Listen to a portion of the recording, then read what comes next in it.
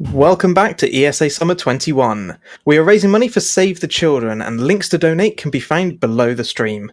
We'd also like to thank Twitch and ViewSonic for sponsoring this event. And now, it's time for Shark Attack with eerokurkisuo. Take it away. Thank you so much, Huds. Let's see this open here real quick. Shark Attack. No, it's not doing this at the start of the attract sequence, but there is a message where it says, do you have the nerve for Shark Attack? But it's not doing that, so let's instead get the run started in 3, 2, 1, go. Getting ready for attacking with the shark, not attacking the shark. And I would also like to introduce my co-commentators and myself. My co-commentators, Diver A, Diver B, Diver C, and Diver D, whom you can hear right now as they are being preyed upon by us, the shark.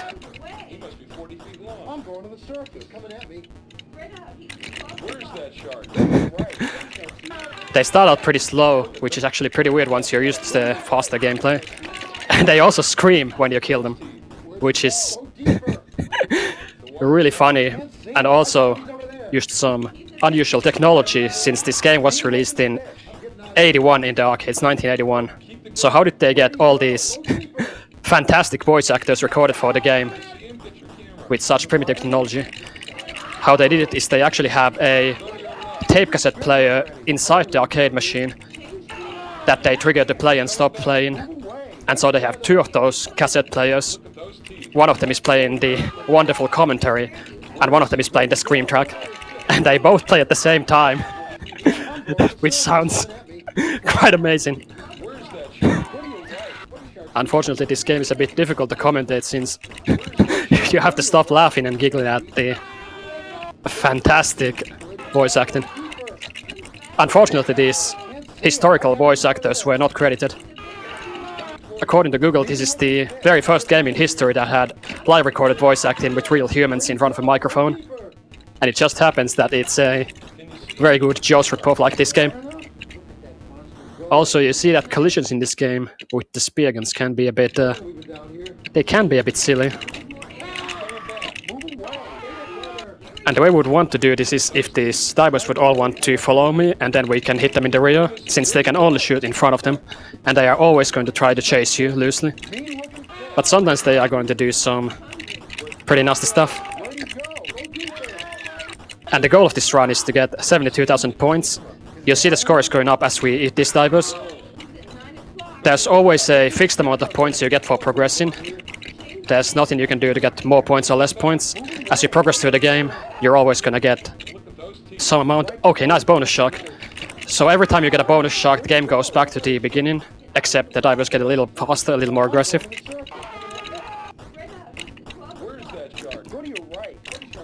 And as you notice, I got 14,400 points from that first loop of the game.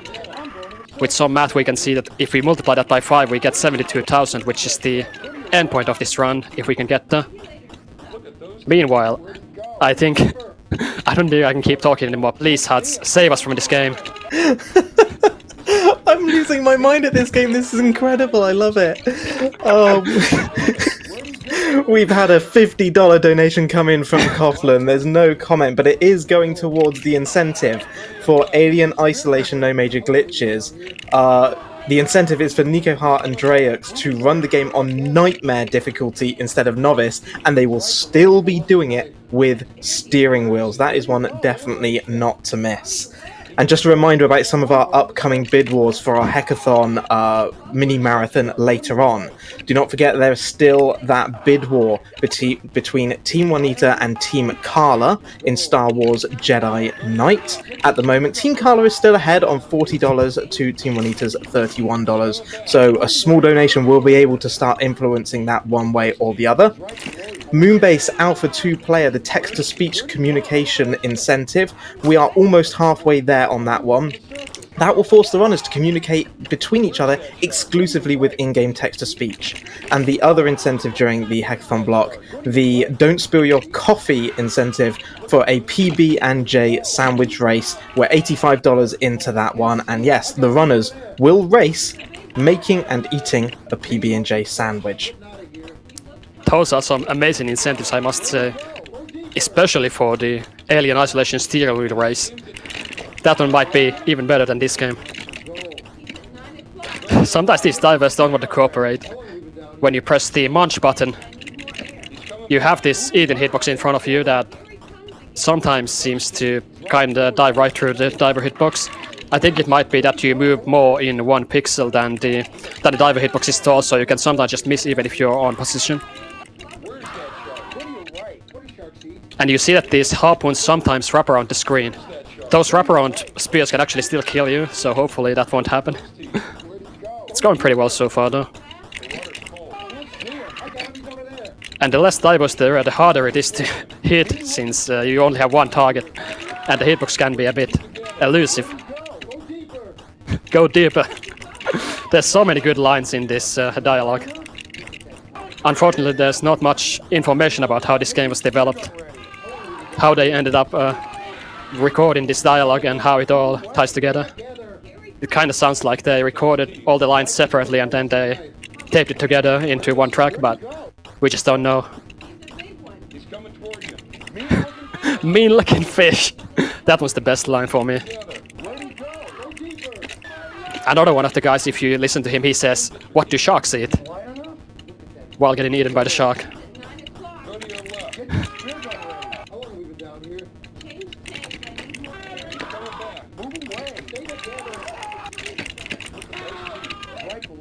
One of these guys also comments that the shark must be 40 feet tall.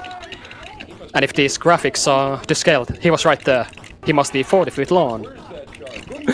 So if the shark is 40 feet long, how long are these divers? I think they might be... They might be giants, I'm just saying.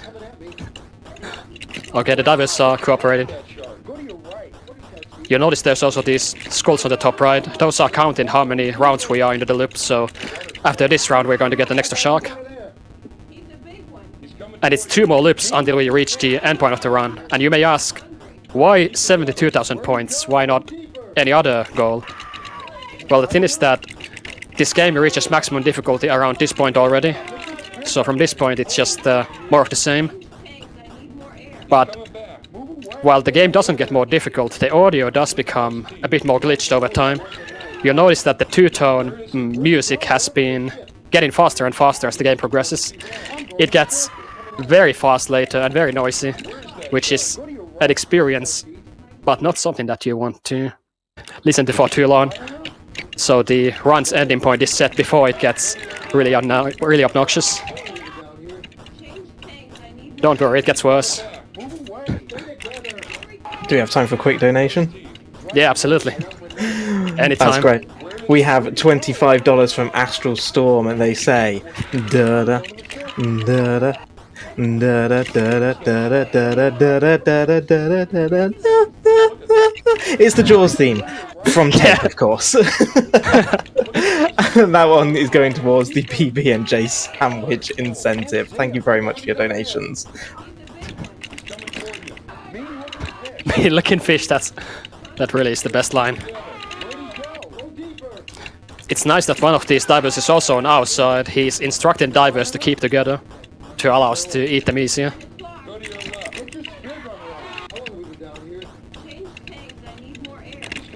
The munch button also works a bit weirdly. You see how the jaws just keep going and making a sound effect for a couple of seconds. You can't mash it or anything, it just stays active for a while after you press the button until it deactivates.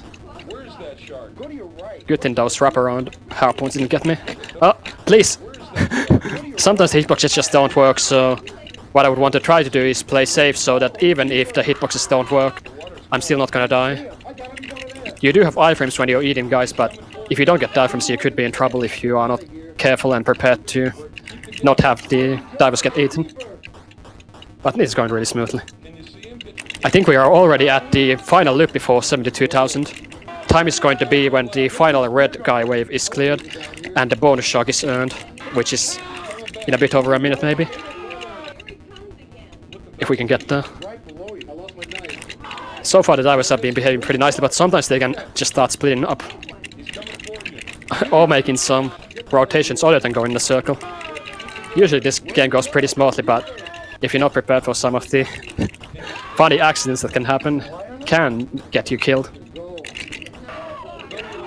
Another thing you can do is you might drive your shark up a little too quickly and overshoot the hitbox, so you walk in front of the guys instead of hitting them from the rear and getting shot that way, but if you play careful, that usually won't happen. And you hear that the music is getting a bit faster again. Don't worry, it gets worse still.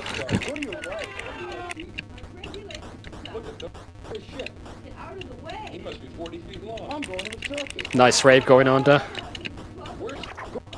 There's also some old tape noise there, since presumably the tapes that were captured for the emulator we're playing on to preserve this historic game were not quite new from the factory.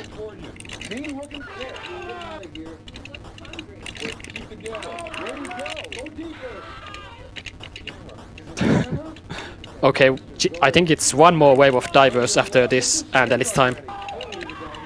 If we can get these guys together.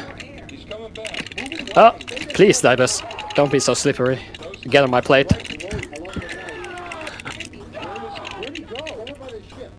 And the music is getting faster still. This is why the game is going to be, or run is going to be cut off after this wave, since this pounding noise is a bit much for me. Please, Huts. After I call time, please take us away from this game. Get ready for it. Okay, oh, time! I forgot to call it. Okay, it's time. Huts, take us away.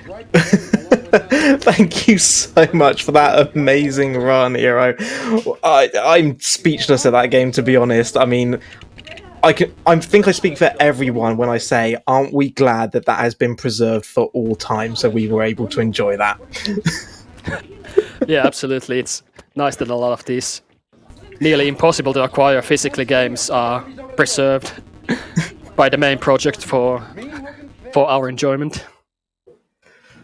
I'll just be getting rid of my sharks here, so we can get back to the attract sequence and see that good tagline here that comes up at some point in this sequence. I don't actually know when it is, but it's maybe in like 20 seconds.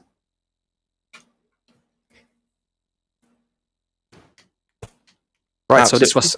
so this was Shark Attack, and it's a game from 1981.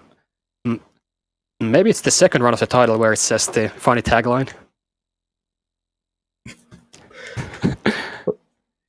eerokurkisuo, thank you so much for bringing this game to ESA. I'm sure, I thoroughly enjoyed that. I was okay, here it comes. Do you have the nerve for Shark Attack?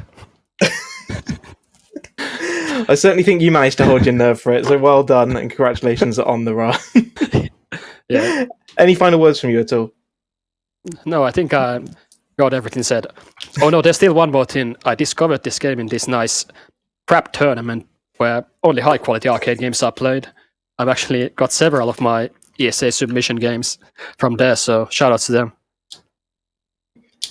Amazing. Well, thank you very much. And don't go anywhere, because coming up next, Tinyu is going to be here with a run of Super Castlevania 4. We will be right back after these short messages.